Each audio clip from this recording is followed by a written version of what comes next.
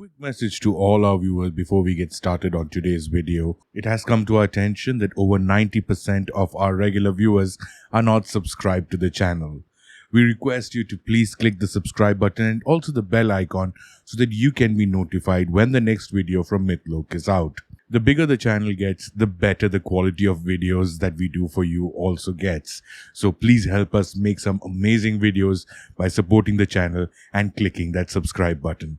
Thank you. Now over to the video. Hello everyone and welcome to another episode of Mythlook with your host Nitin Nair. We had introduced Norse mythology into the whole Mythlook catalogue a little while ago and the response had been phenomenal. Episodes on Loki as well as Fenrir have been extremely highly appreciated, and we thought let's bring in one more character about whom there are a lot of misconceptions today, mainly due to his portrayal in the modern Marvel universe. Yes, we are going to be talking about Thor. Thor is a Norse god of thunder, agriculture and the sky. He is also known for his ability to protect both the humans and the gods through his various wars, battles and conquests against the enemies of Asgard. In most of the stories that feature him, he is pitted against a giant or against his nemesis, the Midgard serpent or Jormungandr, a massive snake that coils around the world and who is also the sibling of the giant wolf Fenrir. Like most of the Norse gods, Thor is destined to die at the end of the world at Ragnarok. However, instead of dying at the hands of the great serpent, he survives and becomes the new god of gods. His sons Modi and Magni also survive and inherit his hammer Mjolnir, which they then use to restore order. The Norse god became popular after being developed from the Germanic god Donar and was later regarded as the most powerful deity in the Norse pantheon. Like most of the Norse and Germanic mythological characters, Thor is a great warrior who is regarded as an implacable enemy to the giants, but also a kind and gentle person who is focused on helping the humans. In Iceland, he is more popular than any other god. In some traditions, he is regarded as the father of the god Odin, but in others, he is simply a secondary deity. In almost every image, Thor is shown with a long red beard and great red hair, which is contrary to the Abrahamic blonde-haired version that we are all used to nowadays. Contrary to modern beliefs, he was never extremely muscular and has been described as having a prominent belly. His natural physical strength was always less mentioned in the texts due to the fact that his hammer was his constant companion and the source of all his power. He was said to burst forth from his great hall in his chariot drawn by two male goats, Tangjostr, which means tooth gnasher, and Tangrisnir, which means snarl tooth, which could be killed and eaten by the god and then brought back to life the next day as long as their bones remained unbroken. Thor was the child of Odin, the god of Aesir and the highest ranking deity in the Norse religion. His mother, who was also known as Jord, was a giant, making him a half Jotun. His heritage provided a contrast to the notable animosity between him and his brothers, the Jotnar. Among his half-brothers were Vali, Hodder, Baldur, Bragi, Heimdall, Vidar, and Tyr. Loki was not a brother of Thor like depicted in the Marvel movies. When he attained his full manhood, Thor married a goddess known as Sif, who was also associated with fertility, faith, and family. He also had a daughter named Thudur, who may have been a Valkyrie.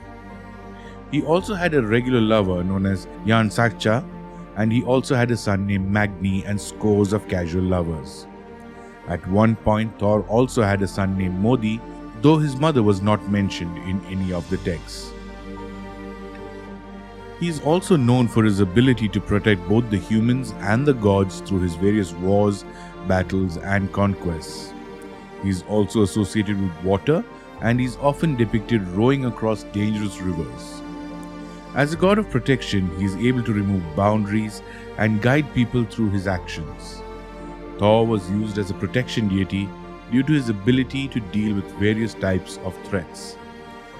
His various physical attributes, also known to include the powerful hammer Mjolnir, as well as his magical items such as the belt Mjolnir and his gloves Mjolnir.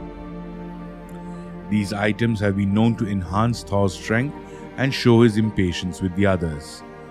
He is also never depicted as a kind and gentle person. Instead, he prefers to direct action and deal with situations directly. He is also known for being tricked by magical entities that can alter the appearance of objects. Contrary to popular belief, Thor was never depicted as a brother of the god Loki, as is shown in the Marvel Cinematic and comic universe, and is never depicted as clean-shaven or blonde-haired. This is a mythography of ancient Norse mythology that was written from a Christian perspective. The introduction of Christianity to Scandinavia at first did nothing to diminish the importance of Thor in people's lives. The god continued to be invoked through the greater part of the Viking Age, as evidenced not only by the amulets and charms mentioned above, but by engravings, images, statues, and the stories which continue to be told about him. Thor is a very popular character in modern art, literature, movies, and television. Australian actor Chris Hemsworth brought Thor to life on the big screen with his portrayal of the Norse god in the Marvel movies. Various other adaptations of Thor and his exploits are available today, although the historical accuracy of the representations are highly questionable. As you can see, this is another example of where the core essence of a particular mythology was taken and then adapted to suit the needs of modern times. Although you may argue that this has helped in keeping Norse mythology alive, but the inaccuracies that come out in the comic and in the movie universe tend to become imprinted in people's minds as the truth, as people do not really have first-hand account or first-hand evidence of the actual mythology and the stories of a particular culture. Although it does keep the Norse mythology alive in its own way, but still we encourage all our listeners to read the texts, read the stories that are actually from Norse mythology and not comic or movie adaptations of the same. We'll be bringing you a lot more mythological characters from this region and from the others as well as we go along, and we have a special surprise for you as well in the coming episodes. Stay tuned for another episode of Mythlook. This is your host Nitin Nair, signing out by reminding you once again that Mythlook is the home of mythology.